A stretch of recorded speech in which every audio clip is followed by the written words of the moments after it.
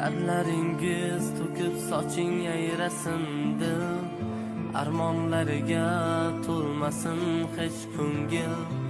Omadimni hadya etdi qarang taqdir, yaxshi kunlar yaqin kelib qoldi ona. Ko'zlarimiz dardli yoshga to'lgan edi, dilda tashvish jonimizdan o'tgan edi. Yurak sho'rlik barchasiga ko'ngan edi, yaxshi kunlar yaqin kelib qoldi ona. Hammasi borligingiz ona, hammasi sizni duoyingiz ona.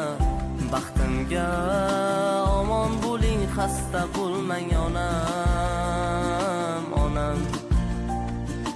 Hammasi sizni borligingiz ona, hammasi sizni duoyingiz ona.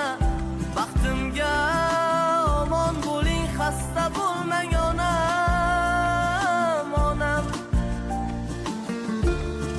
Padar insoni notakror,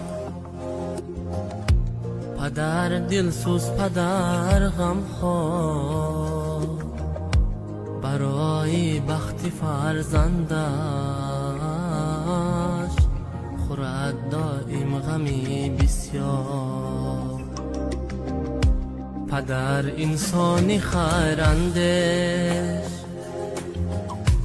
پدر بکینه و درویش، در این دنیای پر ارمان غمش از شادی هایش بیش.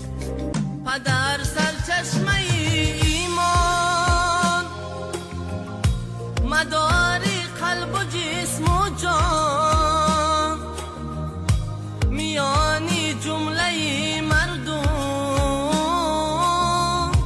پدر خود بهترین انسان، پدر این قبلگاهی ما، پدر خورشید و ماهی ما، میانی دوست و دشمن ها. پدر پشت و پناهی ما، پدر پشت و پناهی ما. پدر انسانی ناتکرار، پدر دلسوز، پدر غمخوار. برای بخت فرزندش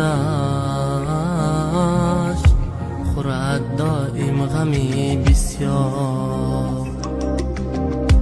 پدر انسانی خیراندش، پدر بکینه و درویش، در این دنیای پر ارمان غمش از شادی هایش بیش.